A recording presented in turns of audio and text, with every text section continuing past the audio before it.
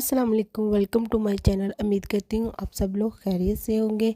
तो आज सहरी में हम लोग बना रहे थे अंडे, क्योंकि रात को चावल बने थे और सहरी में चावल तो नहीं खा सकते थे, इसलिए अंडे बनाए थे और साथ में जो सालन बचे हुए थे वो भी ख़त्म करने की कोशिश की थी। तो बस फिर हमारी इतनी सी सहरी थी और कुछ ज़्यादा नहीं था। और साथ मैंने अपनी इफ्तारी की शाम को प्रिपरेशन भी शुरू कर दी थी। तकरीबन हम लोग 6 बजे ये सारा काम करना शुरू हो जाते हैं, क्योंकि दिन यहाँ पर काफ़ी लंबा होता जा रहा है और क्योंकि रोज़े का भी टाइम काफ़ी ज़्यादा है, तकरीबन 14.5 घंटे का टाइम है। तो काफ़ी टाइम होता है हमारे पास, इसलिए हम लोग रोज़ न्यू खुद ही फ्रेश ही सब कुछ बनाते हैं। फ्रीज़ कम ही किया हुआ है, इतना नहीं किया हुआ, लेकिन जो चीज़ें हम लोग इजीली घर बना सकते हैं रोज़, तो हम लोग वो घर पर ही बना लेते हैं। तो बस इसलिए आज मैं चिकन ब्रेड बना रही थी, तो उसके लिए मैंने 2 अदद प्याज लेकर उन्हें चूल्हे पर रख दिया फ्राई होने के लिए। उसके बाद मैं इसमें हरी मिर्ची और बाकी का काम करूँगी।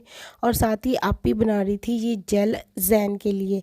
ये जेल उन्होंने बनाई थी उसके बालों के लिए, क्योंकि उसके बाल फ्रंट से थोड़े कम हैं, तो हैं लेकिन थोड़े हल्के से हैं और ऐसे लगता है जैसे वो झड़ रहे हैं, उसे लग रहा है उसके बाल कमज़ोर हो रहे हैं। तो बस इसलिए अपी ने उसके लिए जेल का टोटका देखा था नेट से, तो वो उसको बना कर दे रही। वो उसे कहता रहता है पुप्पो के टोटके हैं ये तो लेकिन वो उन्होंने नेट से देखा था और काफ़ी अच्छे कमेंट्स आए हुए थे, तो इसलिए अब वो उसे बना कर दे रही हैं और इसका रिज़ल्ट वाकई में अच्छा आ रहा है। उसके बाल रीग्रोथ होने लग गए हैं।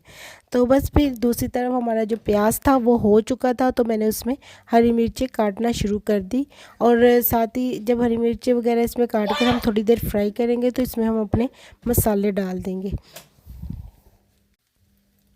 हमारा प्याज और हरी मिर्ची थोड़ी सौते वगैरह हो चुकी थी, तो अब मैंने इसमें मसाले वगैरह डालने शुरू कर दिए। मैंने इसमें नमक डाला, लाल मिर्चें डाली, काली मिर्चें डाली, साथ में कुटी हुई लाल मिर्चें डाली, थोड़ा सा इसमें मैंने वो डाला चिली सॉस और थोड़ा सा सिरका डालकर और हल्दी डालकर इसको अच्छे से भून लिया। और जब ये थोड़ा सा हो गया, तो इसमें बाद में मैंने चिकन के रेशियो ऑलरेडी कर कर रखे हुए थे, तो बस फिर वो डाल देंगे। और इसके बाद हम इसको, क्योंकि ये आपने देखा होगा जो बेकरी से चिकन मिलता है वो थोड़ा थिक थिक सा होता है, जैसे चिपका चिपका होता है ना आपस में चिकन प्याज वगैरह वो सारा। तो उसके लिए वो लोग क्या करती हैं, इसमें 1 से 2 चम्मच भरकर मैदे का डाल देते हैं और साथ में इसके दूध डाल देते हैं, जिसमें ये पकता है तो वो जो उसे उसकी जो थिकनेस है ना वो साथ में चिपकने वाली वो साथ आ जाती है। तो बस फिर हम भी इसमें अब चिकन डाल दिया है। तो इसके बाद जब ये थोड़ा सा चिकन प्याज के साथ हो जाएगा, तो हम लोग इसमें 1 चम्मच भरकर मैदे का डाल देंगे और उसके बाद थोड़ा सा दूध डाल देंगे। अगर आपको कम लगे तो आप फिर दोबारा डाल सकती हैं दूध, कि अभी उसमें वो वाली कंसिस्टेंसी नहीं आई तो आप दोबारा डाल लें।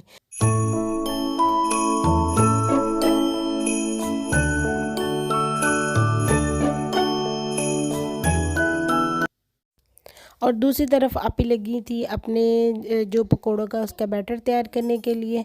तो क्योंकि इस टाइम वो करके रख लेती हैं, लेकिन इसमें पानी नहीं ज़्यादा डालती, थोड़ा सा हार्ड करके रख देती हैं।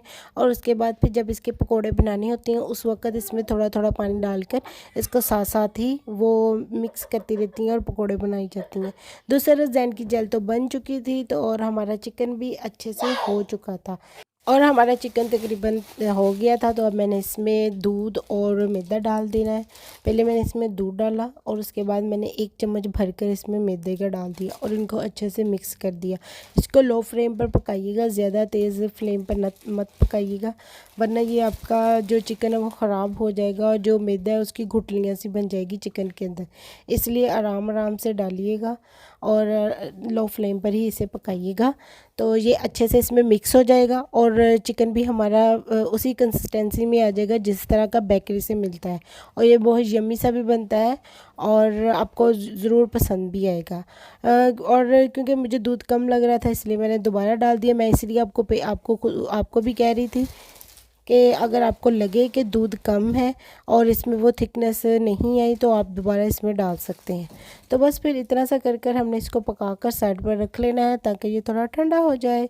और उसके बाद फिर हम इसको अपनी जो ब्रेड के लिए मैंने आटा गूंद कर रखा हुआ है, हम लोग उसमें इसकी फिलिंग कर लेंगे। मैंने आटा जो है उसे पहले लेकर इसमें एक थोड़ा नीम गर्म दूध में एक अंडा डालकर उसमें ईस्ट डाल कर उसको 10 मिनट के लिए रखा था। उसके बाद मैंने इसमें मैदा डाल दिया, थोड़ी सी चीनी डाली और नमक डाला और इसको गूंद कर रख दिया था तकरीबन 2 घंटे के लिए।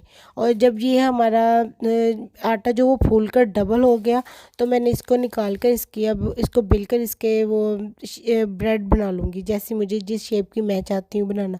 आज मैं नई ट्राई कर रही हूँ, मुझे नहीं पता वो कैसी बनेगी, शेप उसकी सही आती है कि नहीं आती, लेकिन ट्राई तो बंदे को करना चाहिए ना कोई काम। अगर हम ट्राई नहीं करेंगे तो हमें कैसे पता चलेगा जी ये काम सही हो सकता है ये नहीं हो सकता। मैंने नेट पर इतनी ज़्यादा अलग अलग तरह की वो देखी है डिज़ाइंस, और मेरा दिल कर रहा था कि आज मैं कुछ डिफरेंट डिज़ाइन की बनाऊँ। और फिर मैं ये भी सोच रही थी कि रमज़ान है कि अगर कहीं ख़राब हो गया तो फिर क्या होगा, लेकिन फिर मैंने सोचा अगर मैं कोशिश ही नहीं करूँगी तो फिर मैं एक ही डिज़ाइन की खाती रहूँगी। वो कहते नहीं है खाना देखने में भी अच्छा होना चाहिए, बंदे का दिल करता है ऑटोमेटिकली खाने का। तो बस फिर मैं वही ट्राई कर रही थी, अगर अच्छी बन जाए तो बेस्ट, अगर नहीं बनेगा तो कोई बात नहीं, नेक्स्ट टाइम कुछ और ट्राई कर लेंगे। तो बस फिर हमारा वो हो गया हुआ था तो मैंने इसे बनाना शुरू कर दिया था। जो फर्स्ट वन थी वो तो सही बन गई थी, अब लेट्स सी बाकी सारी कैसी बनती हैं। वैसे भी मुझे क्योंकि फ़ास्ट फूड बनाने का बहुत शौक़ है तो इसलिए मैं कुछ ना कुछ नया नया ट्राई करती रहती हूँ। कई मरतबा तो जो डिशेज़ मैं बनाती हूँ वो डिज़ास्टर में ही जाती हैं क्योंकि वो मैंने फ़र्स्ट टाइम ट्राई कर रही होती हूँ और अभी मुझे ना अपने ओवन का वो उसका सही टेम्परेचर भी नहीं पता चलता। कभी वो मुझे लगता है बहुत ज़्यादा टेम्परेचर दे रहा है और कभी लगता है कि नहीं उसका टेम्परेचर ठीक है। और एक दो मरतबा तो मेरे साथ ऐसे हुआ कि मैं चीज़ें रख कर भूल जाती हूँ कि मैंने कुछ रखा और ख़ुद बड़े आराम से बैठी टीवी देख रही होती हूँ। फिर अचानक से याद आता है नहीं नहीं नहीं मैंने तो ओवन में कुछ रख कर आई थी। तो फिर जब तक जाती हूँ वो सूख कर पापड़ बन चुकी होती हैं। लेकिन शौक़ है तो अब मैं पूरा करना चाहती हूँ अपना, इसलिए मैं ट्राई करती रहती हूँ कुछ ना कुछ। और यहाँ पर क्योंकि हमें काफ़ी फैसिलिटीज़ भी हैं, दोपहर में 2 से 4 घंटे 4 बजे तक हमें बिजली फ्री मिलती है, तो बस फिर 2 से 4 बजे तक अच्छी तरह बिजली फूंकती हूँ मैं। बस फिर हमारी ये जो ब्रेड थी ये तकरीबन बन चुकी थी तो मैंने इसके ऊपर अंडा लगाया चारों तरफ अच्छे से और उसके ऊपर तेल लगा दिए और बीच में कुछ छोटी बन गई कुछ बड़े साइज़ की बन गई थी। लेकिन ठीक है, जैसे भी ये फ़र्स्ट ट्राई की थी मैंने, अच्छी बन गई थी, जो इतनी मुझे उम्मीद नहीं थी अपने आप से, लेकिन फिर भी ठीक बन गई थी। बस फिर मैंने इसको 180 डिग्री पर 30 मिनट के लिए बेक किया और ये अच्छी वाली ब्रेड बन गई थी। ब्रेड तो वैसे अच्छी बनती है, बस शेप की प्रॉब्लम हो रही थी, मैं सोच रही थी वो अच्छी बनेगी कि नहीं। और फिर आपे भी पकौड़े बना रही थी क्योंकि इफ्तारी में सिर्फ 20 मिनट रह गए थे, तो जल्दी जल्दी से फिर हम लोगों ने अपने सारे काम किए। पकौड़े ब्रेड क्योंकि बन चुकी थी और पकौड़े बन रहे थे और मैंने साथ जल्दी जल्दी से फ्रूट चाट बनाना शुरू कर दी। और जो आपी जेल बना रही थी वो भी बन चुकी थी। इसमें उन्होंने 2 कप पानी लेकर उसमें अलसी के बीज डाले थे 1 चम्मच कलौंजी डाली, 1 चम्मच मेथी दाना डालकर इसको अच्छे से पकाना है आपने। जब ये पक जाए अच्छे से इस तरह जेल की शक्ल में आ जाए तो बस फिर हमारी जेल रेडी है और ये बालों के लिए बहुत अच्छी है, आप लोग ज़रूर ट्राई कीजिएगा। और बस फिर हमारा इफ्तार का टाइम भी तकरीबन हो चुका था, शरबत बन चुका था, पकोड़े बन चुके थे और मैंने इसमें डालने के लिए चिया सीड को भी भिगो दिया था क्योंकि मैं भूल गई थी। और यहाँ पर जो चिया सीड मिलती है ना, वो आप जैसे पानी में डालते हैं उससे 10 मिनट के बाद ही ये फूल जाते हैं। पता नहीं कौन सी नस्ल के हैं ये, मुझे तो समझ नहीं आई इसकी। तो बस फिर हम लोग साथ साथ जी तो पाकिस्तान देख रहे थे और साथ साथ अपनी इफ्तारी कर रहे थे। और फिर रात की वॉक का तो आपको पता ही है कि हम लोग डेली नाइट को वॉक पर जाती हैं आफ्टर इफ्तार। इतना कुछ खाया हुआ होता है, उसको हज़म करना भी तो ज़रूरी है ना, तो इसलिए बस फिर वॉक भी ज़रूरी हो गई हुई है हमारे लिए। Okay, thank you, please subscribe my channel and also comments and like and share. अल्लाह हाफिज़।